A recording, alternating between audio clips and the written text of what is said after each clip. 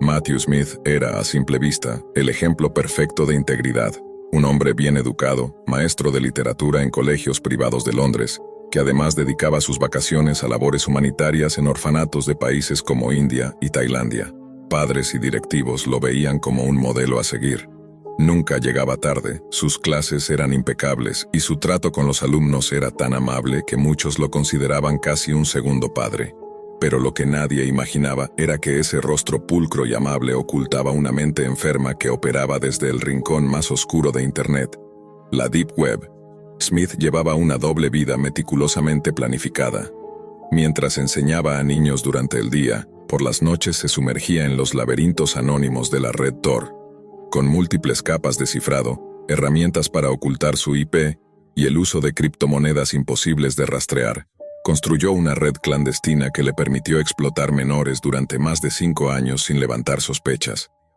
No era un aficionado. Sabía exactamente lo que hacía. Tenía experiencia técnica, contactos internacionales y un objetivo claro: alimentar el mercado más podrido de la Deep Web. Durante sus misiones en orfanatos tomaba fotos, grababa videos y seleccionaba cuidadosamente a los menores más vulnerables. Usaba excusas como documentar condiciones de vida o material educativo para obtener acceso irrestricto a los niños. Con ese material creaba archivos que luego compartía en servidores ocultos, a los que solo se accedía con claves específicas. Allí, otros usuarios como él pagaban grandes cantidades de criptomonedas por acceder a ese contenido. También recibía pedidos especiales, descripciones detalladas de lo que querían ver, edades, países, incluso instrucciones para los encuadres de las cámaras. Y él cumplía.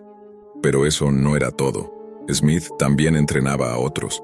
A través de foros secretos compartía manuales escritos por él mismo con instrucciones paso a paso sobre cómo acercarse a menores, cómo manipularlos, cómo grabarlos sin ser descubiertos. Usaba a adolescentes como intermediarios, captándolos en chats cifrados con promesas de dinero fácil. Les enseñaba a grabar, a enviar los archivos por canales seguros y los recompensaba con pagos automáticos en Bitcoin. Era una red transnacional que involucraba a más de una decena de países. Organizaba todo con una precisión obsesiva. Sus discos duros estaban estructurados por carpetas con códigos, edad, nacionalidad, contenido.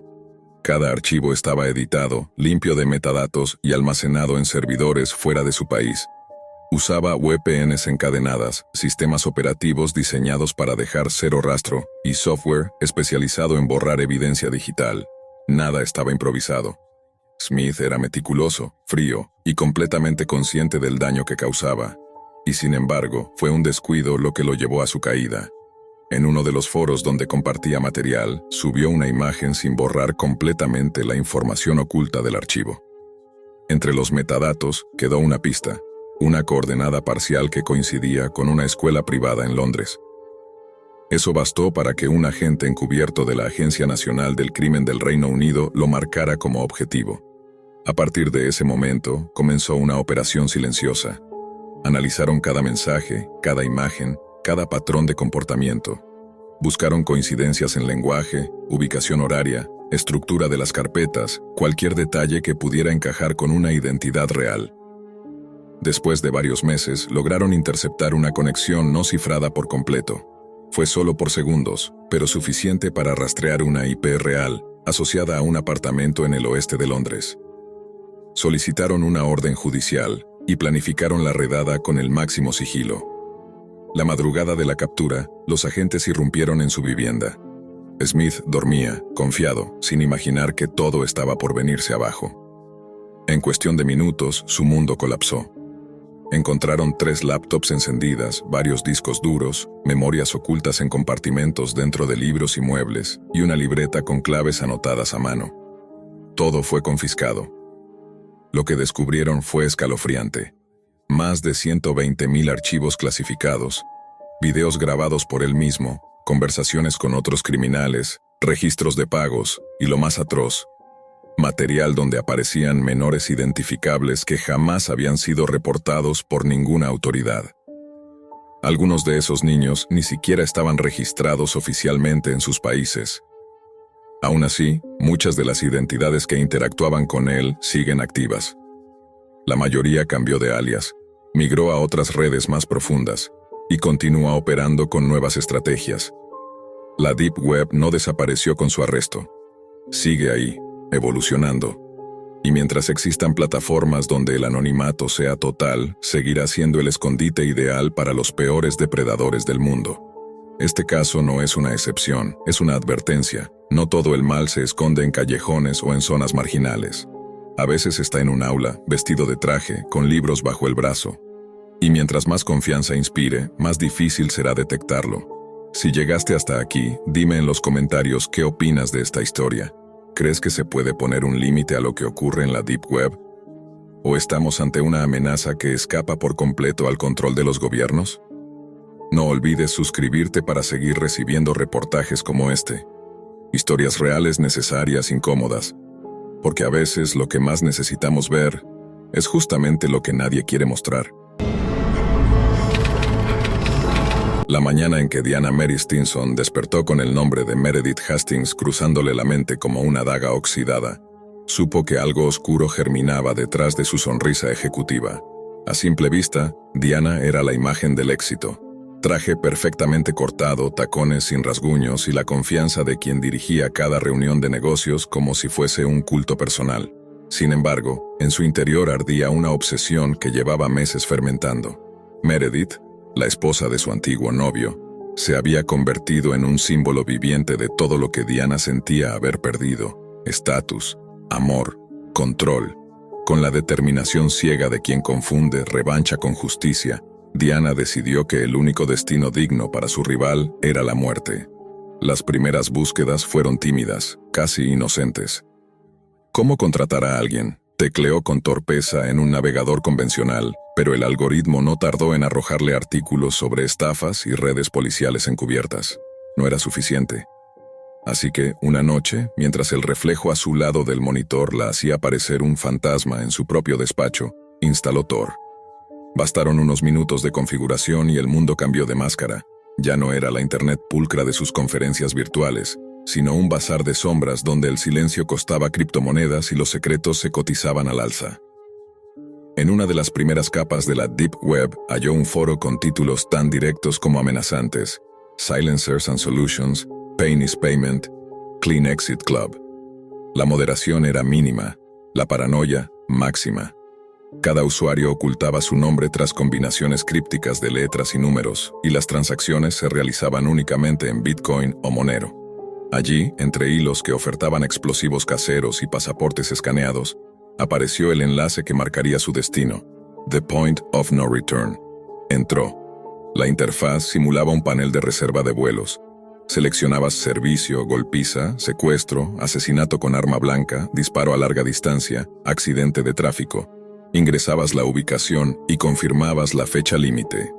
Los precios fluctuaban como en una bolsa macabra. Un botón rojo mostraba la cotización en tiempo real, dependiendo de la complejidad y la discreción. Diana no titubeó. Cambió una fracción de sus ahorros por 18 BTC, equivalentes entonces a poco más de $120,000. Eligió el método francotirador, nivel profesional, 0 testigos, y añadió un comentario: hacerlo rápido, sin dolor innecesario. Las siguientes semanas fueron un pulso constante entre su vida pública impecable y la espera clandestina de una confirmación mortal. Durante el día dirigía juntas en la firma consultora, aconsejaba a feligreses sobre inversiones y citaba versículos sobre el perdón. Al caer la noche revisaba una bandeja encriptada donde un usuario con alias EagleLTEIC3 le enviaba avances. El interlocutor exigía detalles, fotografías, rutinas diarias de Meredith, el modelo del coche en el que solía recoger a sus hijos. Diana respondía con precisión quirúrgica, como quien prepara un portafolio financiero. Pago 1, verificación de datos. Pago 2, confirmación de objetivo. Pago 3, logística de arma. Pago 4, contrato cerrado. Pago 5, fase operativa en curso. Cada transferencia se iba enredando en la cadena de bloques, un rastro que ella creía enterrado bajo capas imposibles de rastrear. No obstante, tras la pantalla, otras miradas seguían cada clic. La DEA llevaba meses mapeando aquel foro. Al detectarse las primeras señales de un crimen inminente, el FBI tomó el control con un equipo de ciberagentes especializados. Bajo el mismo alias Eagle 363, un oficial encubierto comenzó a dialogar con Diana, recopilando su ansiedad y sus órdenes como piezas de un rompecabezas jurídico. Ella, ajena, continuaba su vida. Una noche de domingo asistió a la ceremonia de donaciones de su iglesia. Sonreía al estrechar manos. Repetía que el amor es la respuesta, y deslizó otro sobre con billetes en la cesta de ofrendas. Nadie sospechaba que, en su bolso, un móvil en modo avión almacenaba coordenadas para un asesinato. El lunes siguiente llegó un mensaje urgente. Se necesita confirmación verbal. Llama a este número a las 22 horas. Uso único, se autodestruirá. El remitente añadía 2 emojis siniestros, un búho y un reloj de arena. Diana sintió el pulso acelerarse. Si contestaba, cerraría la puerta a toda marcha atrás. Se arregló el cabello, cerró la puerta de su despacho y marcó. La voz al otro lado era neutral, casi amistosa. Le pidió repetir la dirección, describir ropa habitual de la víctima, confirmar que el pago final estaba encriptado y listo para liberarse al ejecutor cuando la prensa reportara el accidente. Diana respondió con frialdad sorprendente, imaginando que al desligarse de sus palabras, también se desligaba de la culpa. Al colgar, su reflejo en la ventana parecía el de una extraña. Durante los 2 días siguientes casi no durmió. Cualquier notificación nueva la hacía temblar. ¿Serían fotos de Meredith abatida? ¿Un titular discretamente enviado como prueba? ¿O tal vez una exigencia de más criptomonedas? Sin embargo, solo recibió un emoticón de candado cerrado. Interpretó aquello como la confirmación de que todo avanzaba según lo previsto. Martes, 3:14 am. En la calle residencial de los Hastings, una furgoneta negra rodó sin luces y se estacionó a media cuadra. Un hombre con gorra y auriculares bajó con pasos sigilosos y apuntó su lente térmico hacia la casa. Escaneó ventanas, confirmó presencias humanas, habló en susurros por un micrófono oculto en la solapa. Desde una camioneta blanca en la esquina, otro equipo monitoreaba la señal. No eran sicarios, eran federales recabando evidencias finales. Cada imagen infrarroja, cada frase, añadiría peso a la acusación. Esa misma tarde, ya con el sol muy alto en Florida, Diana asistió a una junta directiva sobre inversiones verdes. Mostraba gráficos de rentabilidad mientras su corazón parecía contar segundos. Una alerta vibró en su muñeca. Correo cifrado. Buscó un pretexto para ausentarse, entró al baño y desbloqueó su móvil. El mensaje desplegó una única palabra: listo. Sintió un vacío terrible y sin embargo una satisfacción retorcida. Cerró los ojos, imaginando titulares locales sobre un tiroteo sin culpables, el llanto de su exnovio, el luto irresoluto. Pero al abrirlos, escuchó un estruendo. La puerta del baño se abrieron de golpe. Un hombre con traje oscuro y gafas, placa en mano, irrumpió. Diana Mary Stinson quede bajo arresto federal. La frase retumbó como un trueno sumergido. El teléfono resbaló de sus dedos estallando en la losa. Antes de poder procesar la magnitud de su error, sintió las esposas ceñirse frías en sus muñecas. La mayoría de los adolescentes experimentan alguna etapa de rebeldía o simple curiosidad que los lleva a explorar cosas que tal vez no deberían. Para Marcos, ese impulso vino disfrazado de aburrimiento y aislamiento. Tenía 16 años, era callado, reservado y no tenía muchos amigos. No porque fuera raro, sino porque simplemente no encajaba. Le gustaba leer, pasar tiempo en foros de tecnología y, en general, mantenerse al margen de lo que hacían los demás chicos de su clase. Todo cambió el día que conoció a Iñaki, un alumno un año mayor que él, repetidor y con fama de problemático. Iñaki era de esos tipos que siempre saben algo que los demás no, y le gustaba presumir de ello. En una conversación aparentemente casual durante la clase de informática, soltó una frase que lo cambiaría todo. ¿Alguna vez has entrado a la Deep Web? Marcos parpadeó, desconcertado. Había escuchado ese término en algún video de YouTube, pero nunca le prestó demasiada atención. Iñaki le explicó con lujo de detalle cómo acceder, qué tipo de contenido se podía encontrar, y lo más importante, qué no hacer. No cliques en nada que te pida acceso con webcam, nunca des tu nombre real. Y si ves algo raro, cierra todo y no vuelvas. Le advirtió, casi como si se lo estuviera diciendo por experiencia propia. Esa noche, la semilla de la curiosidad ya estaba germinando. Marcos investigó por su cuenta, aprendió cómo instalar Tor, configuró una VPN gratuita y empezó a sumergirse en ese mundo subterráneo que parecía estar reservado solo para los que sabían buscar bien. Al principio todo fue decepcionante. Páginas caídas, foros llenos de spam, enlaces muertos y direcciones imposibles de recordar. Pero una madrugada, mientras navegaba entre directorios ocultos con nombres en clave, encontró un vínculo distinto a los demás. No era una tienda de drogas ni un foro de hackers. Era algo mucho más simple. El título decía en letras minúsculas, «Ayuda a Alice», y justo debajo una frase, «Ella no puede gritar, solo tú puedes hacer algo». Movido por una mezcla de escepticismo e inquietud, entró. La página era rudimentaria. Fondo blanco, texto negro, y al centro, una imagen fija de una habitación. Parecía una toma de cámara de seguridad, paredes desnudas, una lámpara colgando del techo y una silla vacía. A la derecha, un pequeño chat. Debajo del video, un botón. Comenzar transmisión. Marcos dudó. Todo indicaba que era una broma elaborada. O eso quería creer. De todos modos, hizo clic. La imagen cambió de inmediato. La habitación seguía siendo la misma, pero ahora había una figura en la silla. Era una chica, con la cabeza agachada, atada de pies y manos. Su rostro estaba cubierto con una máscara blanca sin expresión. No se movía, no decía nada. Pero el silencio era más perturbador que cualquier grito.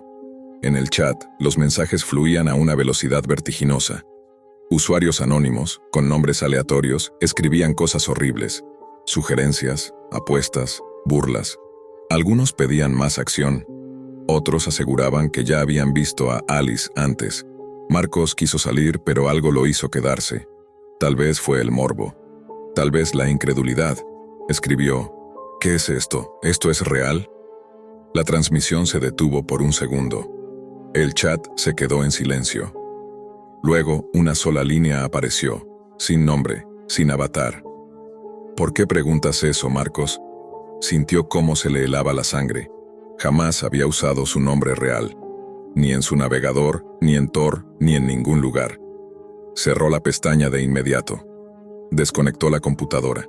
Intentó convencerse de que era una coincidencia, un truco psicológico. Pero esa noche no pudo dormir. Y la pesadilla apenas comenzaba.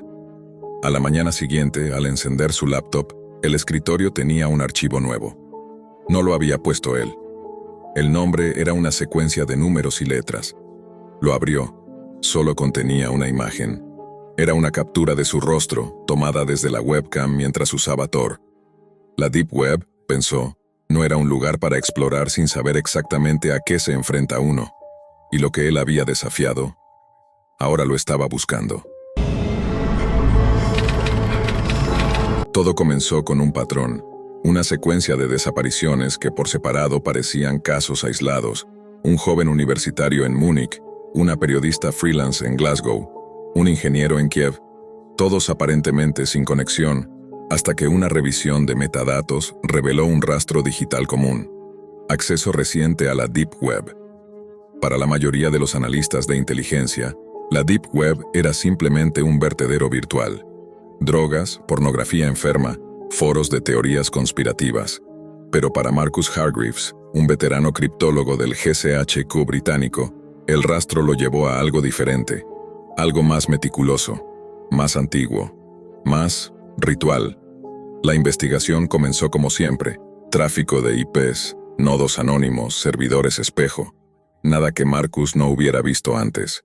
Pero entonces apareció un enlace, uno sin nombre, solo un icono, un cráneo con alas abiertas. Al hacer clic no fue dirigido a una página común. Lo que cargó fue una interfaz de líneas rojas y fondo negro, con caracteres nórdicos arcaicos que parpadeaban como si respiraran. A través de túneles cifrados, el sitio ofrecía acceso a transmisiones privadas, lo que parecían rituales captados por cámaras en infrarrojos, siempre en locaciones distintas, con víctimas amordazadas y figuras encapuchadas en torno a ellas. El agente pensó que eran montajes.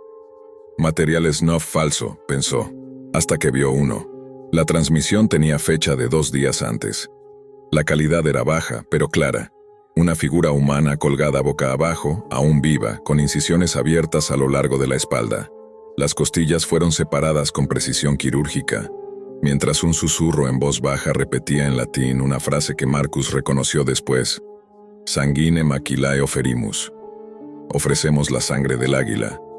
Lo que presenció era una recreación exacta del rito vikingo del águila de sangre, una tortura ceremonial donde las costillas eran abiertas desde la espalda y los pulmones extraídos para simular alas ensangrentadas.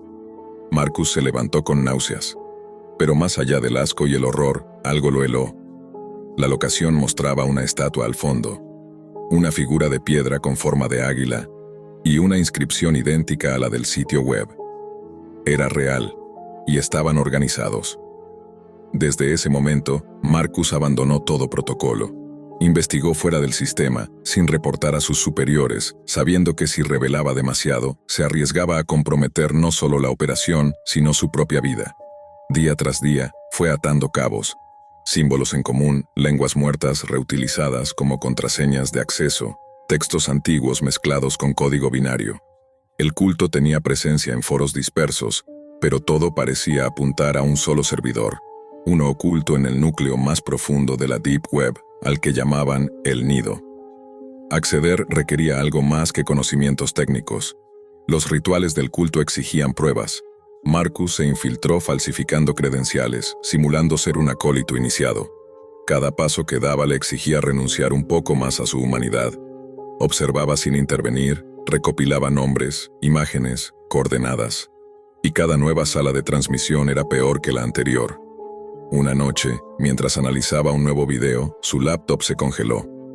La pantalla se tornó negra y luego una sola palabra apareció: Visus. Ha sido visto. Poco después, su cuenta de correo fue bloqueada. Luego, su móvil perdió toda señal. Finalmente, una noche al volver a casa, encontró la puerta entreabierta. El comedor estaba en silencio. Su esposa, Lorna, no contestaba. Cuando cruzó el umbral, el olor metálico lo golpeó antes que la imagen. Ella estaba allí, suspendida, abierta de espaldas, con los pulmones extendidos como alas grotescas. En la pared, grabado con su sangre: el águila reclama a quien la espía. Desde ese momento, Marcus dejó de ser analista, se convirtió en fugitivo. Nadie del GCHQ le creía. Dijeron que estaba afectado emocionalmente, que lo que veía era producto de un trauma. Pero él sabía la verdad, el culto existía, y lo estaban cazando. Me metí en la Deep Web por curiosidad, y alguien me llamó por mi nombre. No hay manera sutil de decir esto. Entrar a la Deep Web fue una de las peores decisiones que he tomado en mi vida. No porque algo me pasara físicamente. No me secuestraron, ni fui víctima de un robo. Number fue peor. Me dejó con una sensación constante de paranoia, de que alguien me observa, de que hay algo que jamás podré desver. Para los que no saben, la Deep Web, también conocida como la web profunda, es una parte del Internet que no se encuentra indexada por los motores de búsqueda normales. No puedes acceder a ella usando Google o navegadores comunes como Chrome. Necesitas un software especial, y el más conocido es Tor, una herramienta que oculta tu IP y te permite navegar anónimamente. Eso suena inofensivo, pero no lo es. La Deep Web no es un lugar para curiosos. Es un pozo oscuro lleno de secretos, ilegalidad y cosas que simplemente no deberían existir. Yo conocí ese mundo gracias a mi primo. Él siempre ha sido una especie de hacker autodidacta. Le gusta trastear con computadoras, códigos y sistemas que yo ni entiendo. Un día me contó sobre sus experiencias en la Deep Web. Me dijo que había encontrado foros de caníbales, mercados de drogas, servicios de sicarios, videos de tortura y hasta transmisiones en vivo de cosas que, según él, eran indescriptibles. Yo, por supuesto, no le creí nada. Me parecía que solo estaba exagerando para impresionarme. Pero un par de semanas después, la idea seguía rondando mi cabeza. Me empezó a picar la curiosidad. ¿Y si era cierto? ¿Y si realmente existía un rincón del Internet donde todo lo prohibido era accesible? Así que lo llamé y le pedí que me enseñara cómo acceder. Fue entonces cuando me dio una serie de advertencias muy específicas. 1. Nunca entres desde una computadora con Windows. 2. No compres nada, ni siquiera por juego. 3. Evita hacer clic en enlaces sospechosos o sin descripción. 4. Y lo más importante, no confíes en nadie, nunca. Él me lo dijo con una seriedad que no le había visto antes. Yo me reí como si me estuviera advirtiendo sobre monstruos, pero acepté sus consejos, al menos en parte. Esa noche, solo en mi habitación, descargué Tor, instalé el navegador y me conecté. En segundos estaba dentro. El diseño de las páginas era rudimentario, casi todo texto, sin imágenes atractivas ni gráficos llamativos. Encontré algunos sitios de venta de drogas, armas, identidades falsas, todo lo que me había mencionado mi primo. Y sí, era perturbador, pero en cierto punto me pareció aburrido. No era tan oscuro como me habían hecho creer, hasta que me topé con algo diferente. En un directorio de enlaces .onion, entre todos los nombres escritos en azul, había uno en rojo. No tenía descripción, ni título claro. Solo decía, no hay escape. Mi corazón latió más rápido. Algo en mí sabía que no debía hacer clic. Pero mi curiosidad fue más fuerte que el miedo. Di clic. La página tardó en cargar. Parecía estar alojada en un servidor muy básico.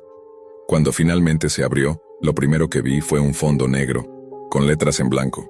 Un aviso. Este sitio contiene material gráfico extremo. No continúes si eres sensible. Ignoré la advertencia y seguí adelante. Lo que apareció después me dejó helado. Era una transmisión, un video en tiempo real al parecer. Mostraba a una mujer desnuda, amarrada a una silla metálica. Tenía los ojos hundidos, la piel pálida, estaba visiblemente deshidratada y al borde del colapso. No hablaba. Solo respiraba con dificultad. En una esquina de la pantalla había un temporizador que marcaba 3 días, 6 horas, 48 minutos. No entendí al principio, pero luego caí en cuenta. Ese era el tiempo que llevaba en esa condición.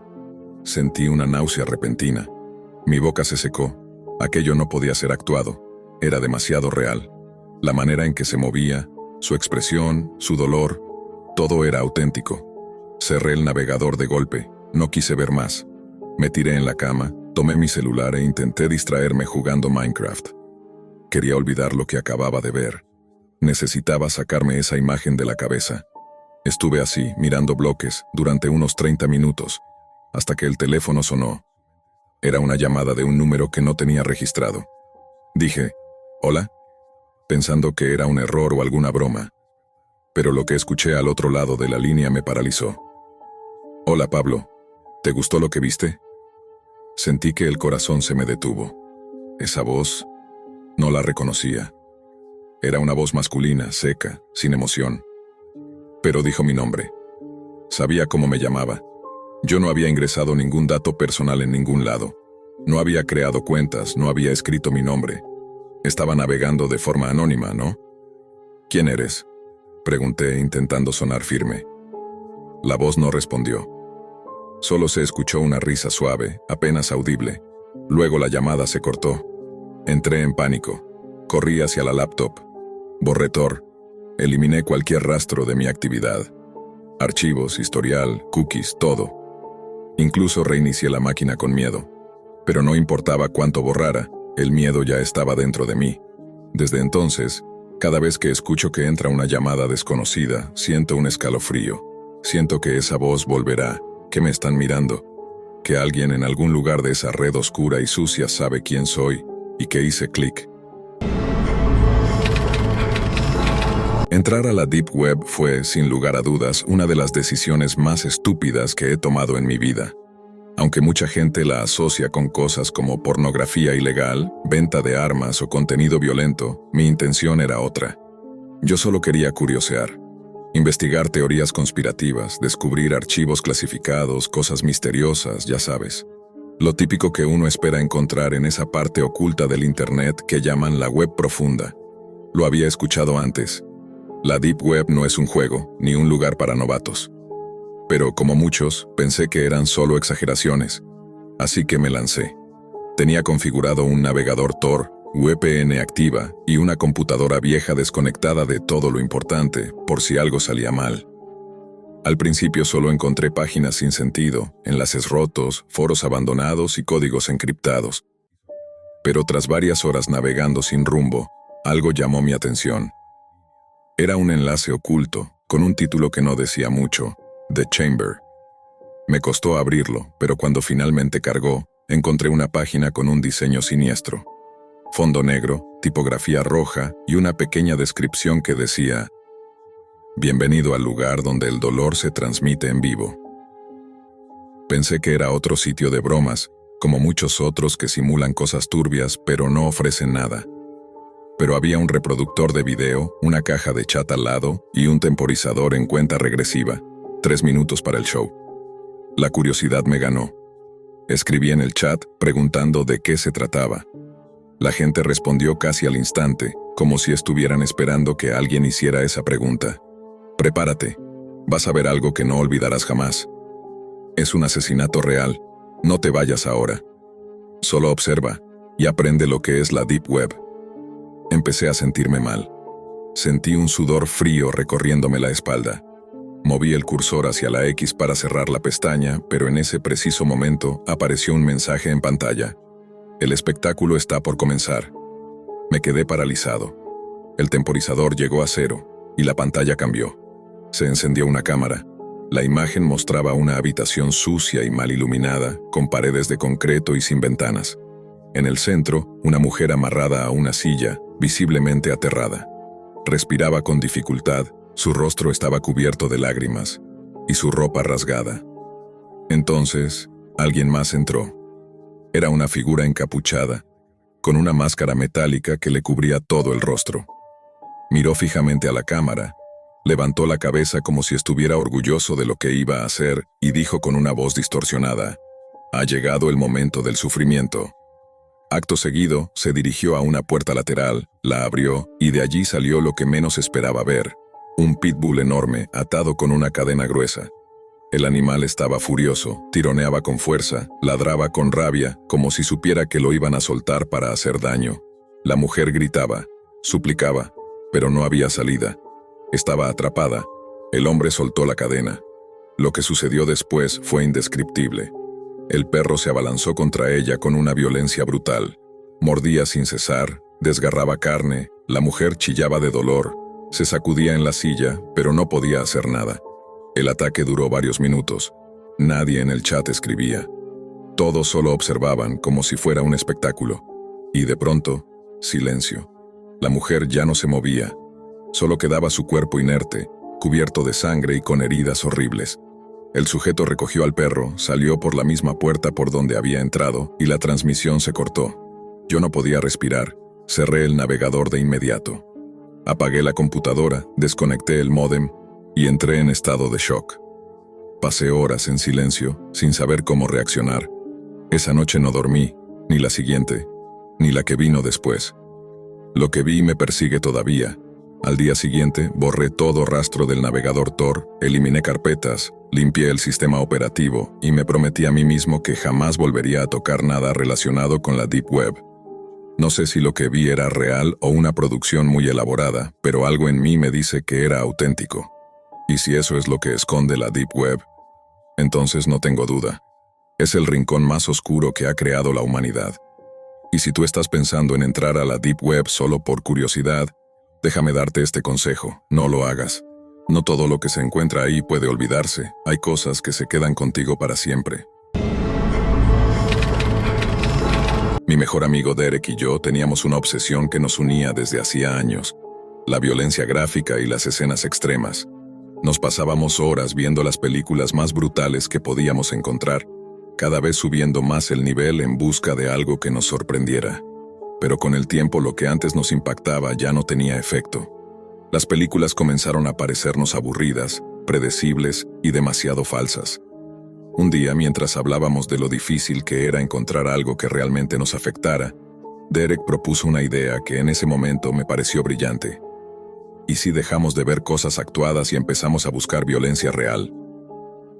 Me explicó que su hermano mayor alguna vez le había mencionado la existencia de la Deep Web, un rincón oculto de Internet donde, según decía, se compartían videos de atrocidades reales, sin filtros, sin actores ni efectos especiales. Derek me prometió que averiguaría cómo acceder, y al día siguiente, justo durante las vacaciones de primavera, se presentó en mi casa con una sonrisa que no presagiaba nada bueno. Mi madre estaba de viaje por trabajo, así que tenía la casa para mí solo. Apenas le abrí la puerta, Derek entró como un rayo, agitado y emocionado. Ya sé cómo entrar a la Deep Web, me dijo. Vi un par de cosas anoche y es justo lo que estábamos buscando. Nos encerramos en mi habitación y él tomó el control de mi computadora.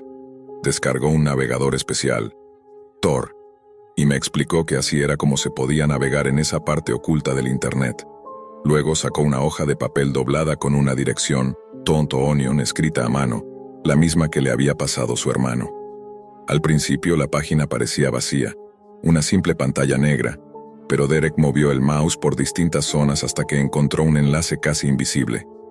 Entra bajo tu propio riesgo. Hizo clic. Tras varios segundos de carga apareció un sitio con fondo oscuro y letras rojas. El título decía, Mercy Kill, muerte por misericordia.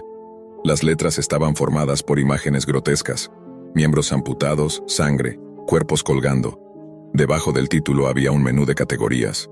Tortura, secuestros, pornografía extrema, abuso animal. Era una mezcla de lo peor que podía ofrecer la humanidad. Una de las secciones decía simplemente, asesinatos. Derek hizo clic sin dudarlo. Después de otro periodo de espera aparecieron 3 recuadros negros con títulos y botones de reproducción flotantes. Los nombres eran tan perturbadores como enigmáticos. Este cerdito se fue a casa, llévame al juego de béisbol, y ruleta rusa con un giro. Derek eligió este último. Parecía el más suave dentro de lo macabro. Al iniciar el video, se veía a un hombre joven, solo en ropa interior, atado parcialmente a una silla. Frente a él, 6 armas dispuestas sobre una mesa blanca. Una voz en off explicaba las reglas del juego. Una sola bala en una de las pistolas, y si elegía bien, sería liberado. El joven eligió una, la colocó en su boca y apretó el gatillo. El disparo fue inmediato. Su cabeza estalló contra la sábana blanca detrás de él, dejando un salpicón rojo y fragmentos por todos lados. Luego apareció el hombre que había hablado, con una máscara blanca en el rostro. Mostró que todas las armas tenían una bala. Mentí, dijo entre carcajadas. Ese fue solo el primero. El segundo video mostraba a una mujer amarrada a una mesa metálica, sufriendo mutilaciones lentas y precisas, mientras un hombre obeso y desnudo se comía lo que le iban cortando. El tercero era aún peor. Un tipo atado, vestido con uniforme de béisbol, siendo golpeado brutalmente por 2 hombres combates, bajo la acusación de haber tocado a menores. El castigo terminaba con su ejecución y quema del cuerpo. A pesar del horror que sentíamos, no podíamos dejar de mirar. Era como una adicción inmediata. Sabíamos que lo que veíamos no era actuado. La crudeza, el dolor, la sangre, era demasiado real. De pronto apareció una notificación emergente en la esquina inferior de la pantalla. Un anuncio. ¿Te gustaría recibir videos exclusivos gratis todos los días? Tenía 2 botones, sí y no. Sin darme tiempo a reaccionar, Derek ya había hecho clic en sí. Se abrió una nueva ventana solicitando dirección de correo electrónico y dirección física. Apenas noté lo que hacía, lo detuve. ¿Estás loco?, le grité. ¿Estás metiendo mi correo aquí? Derek solo se rió. Vamos, hombre, es para que nos manden el contenido premium. No uses mis datos. Si quieres suscribirte, usa los tuyos. Derek cerró la ventana aparentemente sin completar el formulario. Pero el daño ya estaba hecho. Justo cuando íbamos a seguir viendo más contenido, alguien tocó la puerta. Era su madre. Parecía molesta. Supuse que había descubierto lo que Derek estaba haciendo. Lo llamé y se marchó rápidamente. Más tarde, mientras mataba el tiempo viendo YouTube, mi celular vibró. Una nueva notificación de correo. El remitente era anónimo. No tenía asunto. Al abrirlo, una frase en letras rojas me heló la sangre. Gracias por suscribirte a nuestros videos exclusivos. Tu primera entrega llegará mañana a las 6 de la tarde. ¿Qué demonios había hecho Derek? Me quedé mirando esa pantalla en silencio. Esa frase, tu primera entrega llegará mañana a las 6 de la tarde, seguía dando vueltas en mi cabeza como si se tratara de una amenaza disfrazada de cortesía. El correo no incluía más información, ni instrucciones, ni opción para cancelar. No había nada. Solo esa línea y una firma automática que decía Mercy Kill, Deep Web Broadcasting. Me costaba respirar. Derek me había metido en algo que ya no parecía solo un juego macabro ni una búsqueda de morbo adolescente. Ahora sentía que alguien allá afuera tenía mis datos, mi dirección, que sabía quién era, que podía localizarme. Me repetía mentalmente que probablemente no pasaría nada, que tal vez era solo parte del show. Pero esa voz racional era débil frente a la angustia que me carcomía por dentro. Le escribí un mensaje a Derek de inmediato, algo entre insulto, reproche y súplica. ¿Por qué hiciste eso, imbécil? No tenías derecho. Me están mandando cosas raras. Esto no es broma. No obtuve respuesta. Pasaron las horas. Traté de distraerme, primero con videojuegos, luego con videos en YouTube.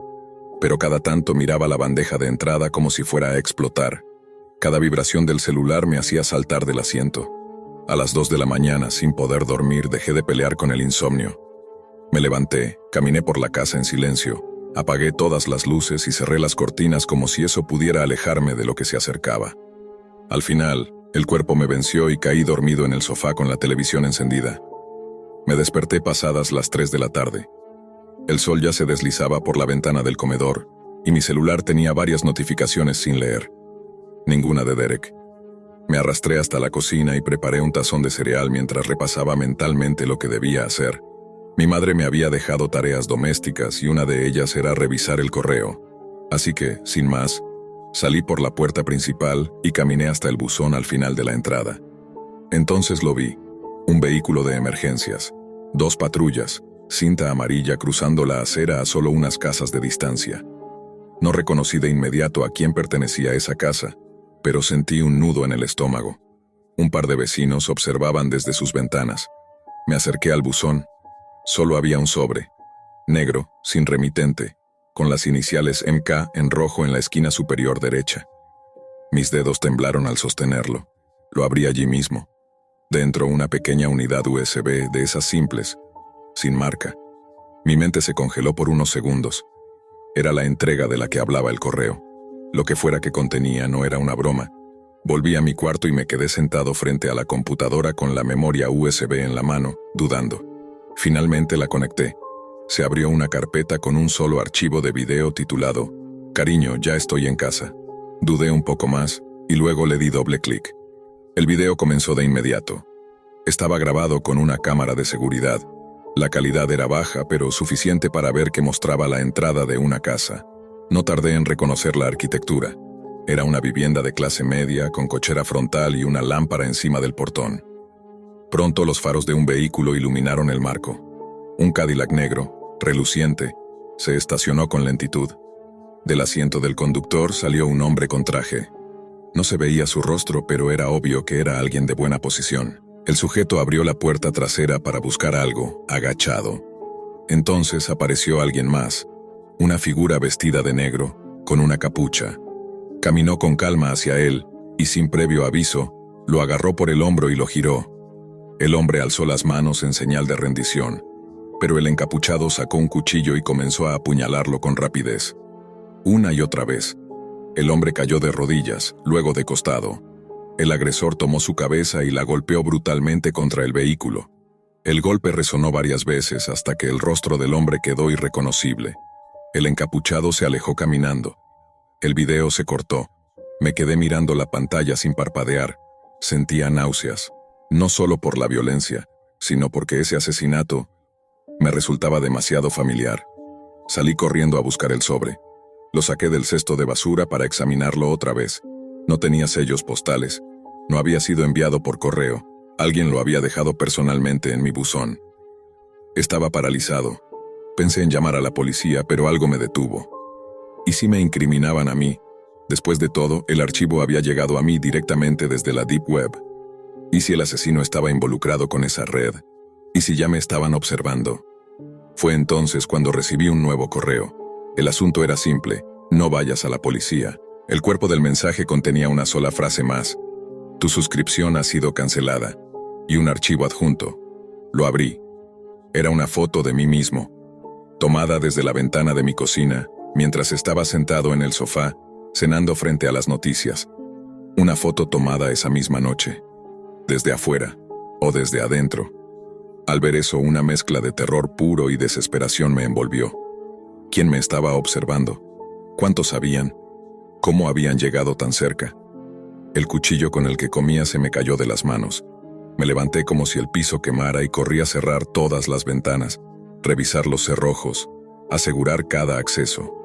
Apagué todas las luces, me encerré en mi habitación y me quedé despierto hasta que el cuerpo no pudo más y me obligó a dormir, con la respiración entrecortada y el cuchillo de cocina escondido bajo la almohada, hasta que algo me despertó.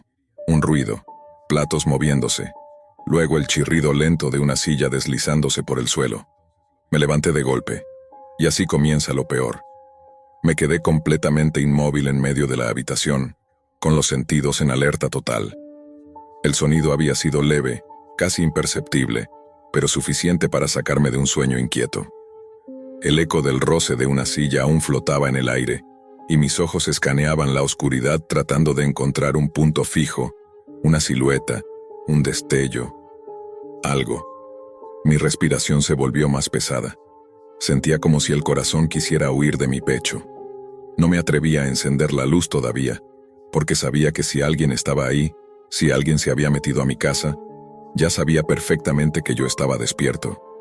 Mis pies descalzos tocaron el suelo frío mientras me levantaba de la cama con cuidado. Extendí el brazo hacia la mesa de noche y encontré lo que buscaba. El cuchillo de cocina que había guardado debajo de la almohada por puro instinto paranoico. Lo envolví con fuerza en mi mano. Estaba empapada de sudor. Caminé hasta la puerta de mi habitación y me detuve frente a ella. Puse el oído contra la madera. Nada, ni pasos, ni movimiento.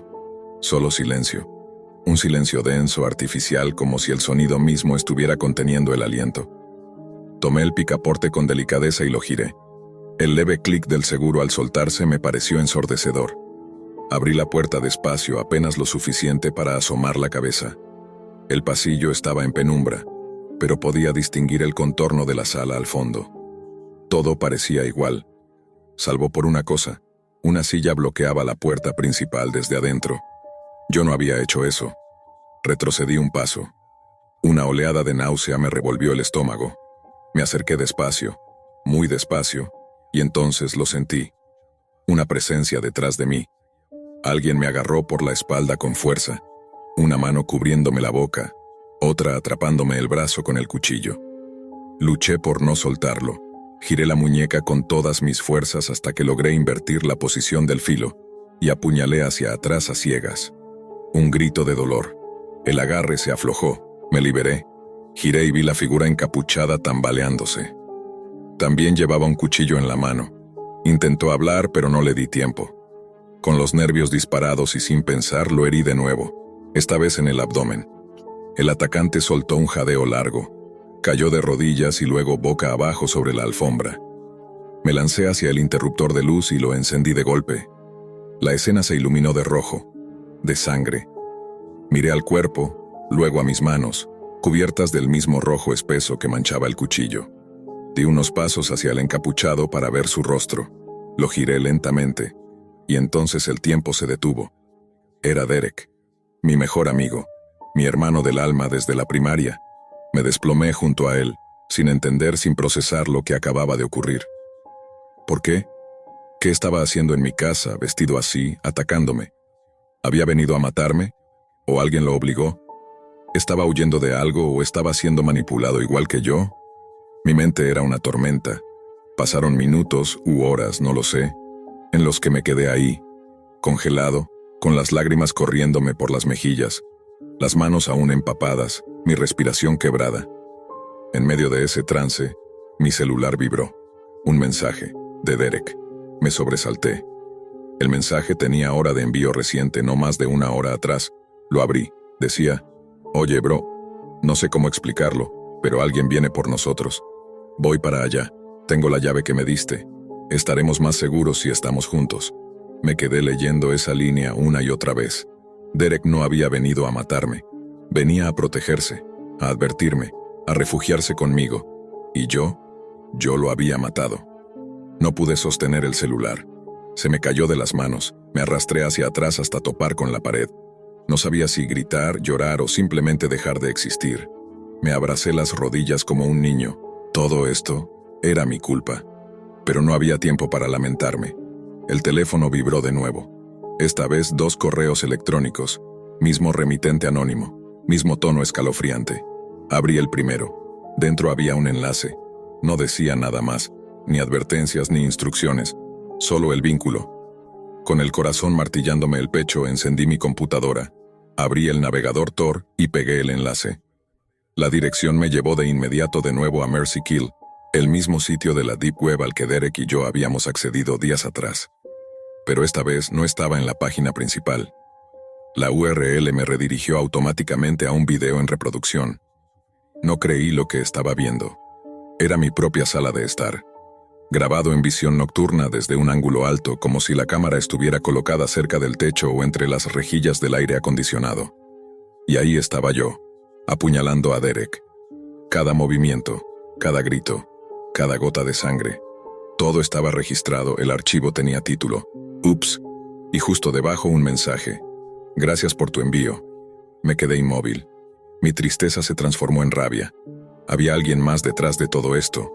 Alguien que manipulaba nuestras vidas, que filmaba, que editaba, que subía a ese sitio como si fuéramos parte de una serie macabra. Alguien que nos había llevado a ese punto, que me obligó a matar a mi mejor amigo. Abrí el segundo correo. Tenía un archivo adjunto. Lo abrí sin pensar. Era una foto. En ella aparecía yo mismo, arrodillado junto al cuerpo de Derek, las manos ensangrentadas, el rostro destrozado por el dolor. Pero lo que más me horrorizó fue el ángulo. No estaba tomada desde el techo, ni desde la cámara del video anterior.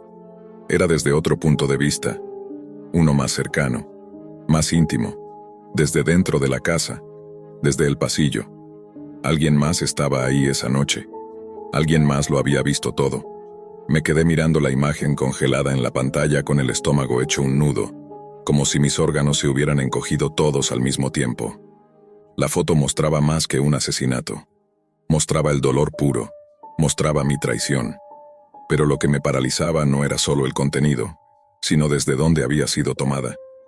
La cámara no estaba en el techo, no estaba en una esquina fija, no era un plano de vigilancia, era una perspectiva humana. Alguien había estado ahí dentro conmigo, a escasos metros en silencio, observando, quizás incluso disfrutando. Y no me di cuenta. Todo encajó de golpe, como una avalancha de hielo. La USB sin remitente, el sobre sin sello postal, la suscripción misteriosa, los videos en los que la muerte no solo se grababa, se planificaba. No éramos espectadores. Éramos parte del espectáculo. Me levanté tambaleando, desconecté la memoria USB de un tirón y la lancé contra la pared. El plástico rebotó sin romperse, como si se burlara de mí. Agarré mi celular y marqué el número de emergencia, pero algo me detuvo justo cuando iba a presionar llamar. Recordé el primer correo. No vayas a la policía. Y más que una advertencia, ahora sonaba como una amenaza personal. Volví a mirar la foto en la pantalla. Mi reflejo en el monitor tenía los ojos perdidos, la boca entreabierta, las manos empapadas de rojo. Lo más inquietante era el ángulo. El pasillo desde donde fue tomada esa imagen daba directamente a la habitación de mi madre. Una habitación que no se abría desde hacía días desde que ella salió de viaje. Fui hacia allá despacio, casi hipnotizado. Cada paso sobre la madera del piso crujía como si la casa misma estuviera conteniendo la respiración. Me detuve frente a la puerta cerrada. El pomo estaba frío al tacto. Cerré los ojos un segundo antes de girarlo. La puerta se abrió con un chirrido largo, metálico, demasiado lento. La habitación estaba oscura, pero no vacía.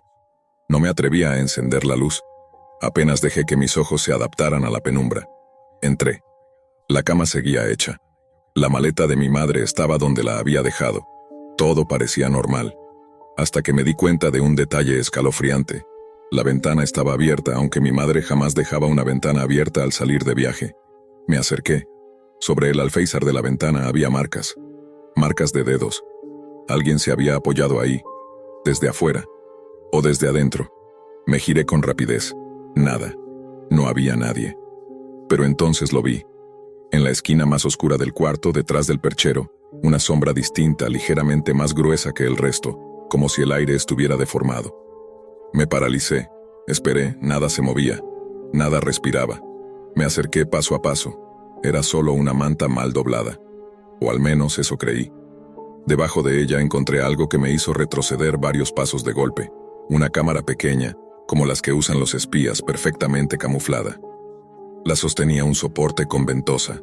Estaba conectada a una batería portátil y tenía una tarjeta micro SD insertada. Eso significaba una cosa. Me estaban grabando desde adentro. Desde siempre, mi casa había sido convertida en un estudio de grabación clandestino. ¿Cuántos videos más se habrían hecho? ¿Desde cuándo me estaban observando? Quité la cámara con rabia y salí de la habitación. No sabía qué hacer con ella. No sabía si destruirla, si esconderla, si quemarla. Terminé guardándola en un cajón de mi escritorio y me senté en el piso, contra la pared, con las piernas recogidas y la cabeza enterrada entre las rodillas. No quería ver más correos, ni videos, ni fotos. No quería saber quién estaba detrás de esto. Lo único que quería era retroceder el tiempo, borrar ese maldito clic que Derek hizo cuando aceptó la suscripción, borrar todo lo que vino después. Pero no podía. Aún así, algo en mí, quizá la rabia o el deseo de entender, me obligó a seguir. Me levanté. Me senté frente a la computadora una vez más y escribí en el navegador Tor el nombre del sitio, Mercy Kill. La página abrió, oscura, silenciosa, como una tumba digital, pero esta vez el sitio no se veía igual. Había cambiado. No tenía las mismas categorías de antes. No había menú, no había nombres perturbadores de videos. Solo una ventana en el centro, con fondo negro y texto blanco. El mensaje era directo. Bienvenido de nuevo, Anthony. Hoy, tú eres el protagonista. Mi sangre se congeló. El cursor titilaba como si esperara una respuesta. Debajo, un botón. Transmitir en vivo. Me levanté de golpe. No podía respirar.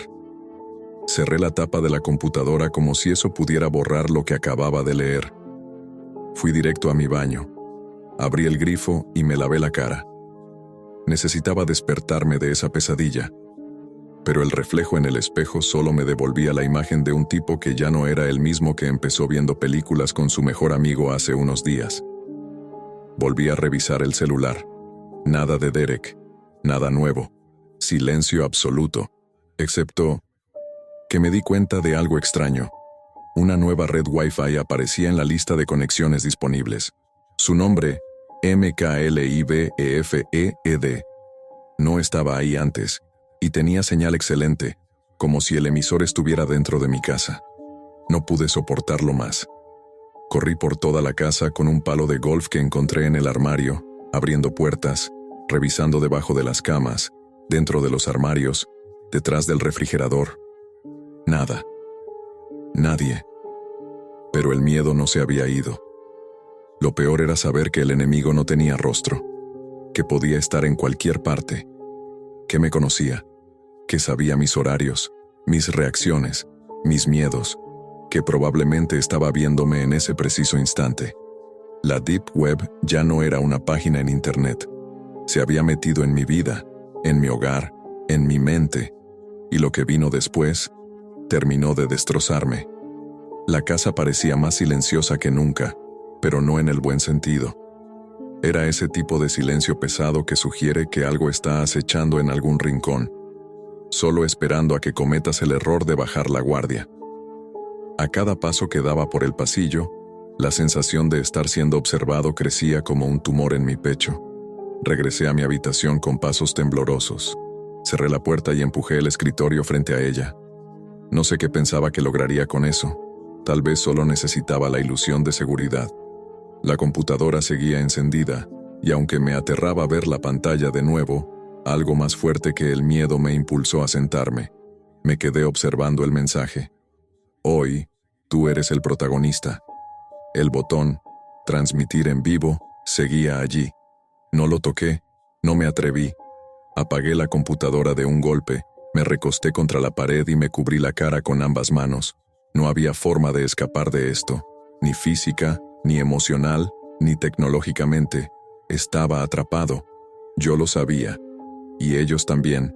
Me quedé así por un tiempo que no supe medir. No pensé. No comí. No dormí. Solo esperé. Entonces ocurrió lo que me terminó de quebrar. Una notificación más. Otro correo. Mismo remitente anónimo, sin asunto. Dentro, Una sola línea de texto. La historia aún no termina. Baja al sótano el sótano.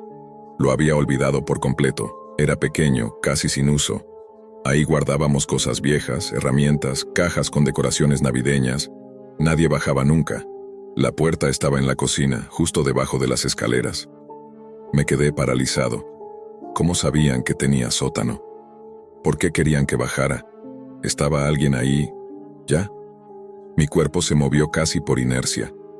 Tomé el cuchillo de nuevo. Caminé hacia la cocina, despacio, cada paso sintiéndose como si pesara una tonelada. Abrí la pequeña puerta del sótano y un crujido largo y sordo acompañó el movimiento. Oscuridad total. Un aire húmedo y rancio me golpeó en la cara. Con la linterna del celular encendida, bajé los escalones uno por uno. La luz temblaba por el pulso inestable de mi mano. Llegué al final y busqué con la mirada. Entonces lo vi. Una pantalla colgada en la pared del fondo, encendida. Y debajo de ella, una cámara. Grabando. La pantalla mostraba varias ventanas al mismo tiempo. En una se me veía a mí mismo, descendiendo por las escaleras.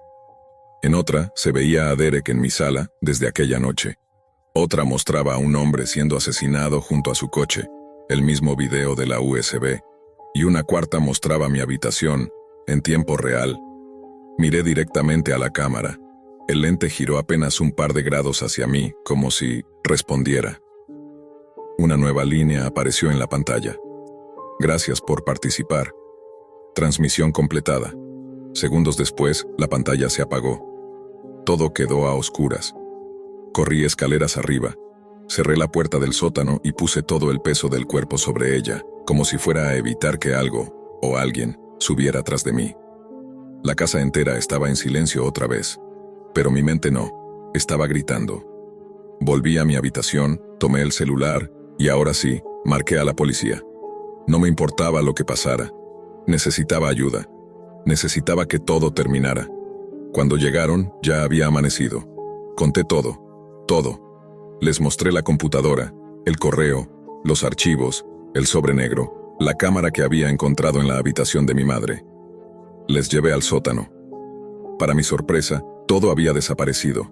La pantalla, la cámara, los cables, la evidencia. Solo quedaba el sótano vacío. La policía me miró con escepticismo, pero luego algo cambió. Uno de ellos recibió una llamada por radio. Le pidieron salir. Regresó minutos después con una expresión grave. Me dijo que tenía que sentarme. Me mostraron una foto. Era la misma imagen que yo había recibido. Yo, de rodillas, junto al cuerpo de Derek. Sangre, lágrimas, desesperación. Pero la policía no la había recibido desde un correo anónimo. Había sido enviada desde mi propia dirección. Los agentes me miraron distinto entonces. Comenzaron a hacerme preguntas con otro tono, más frío, más técnico. Me esposaron. No grité, no protesté.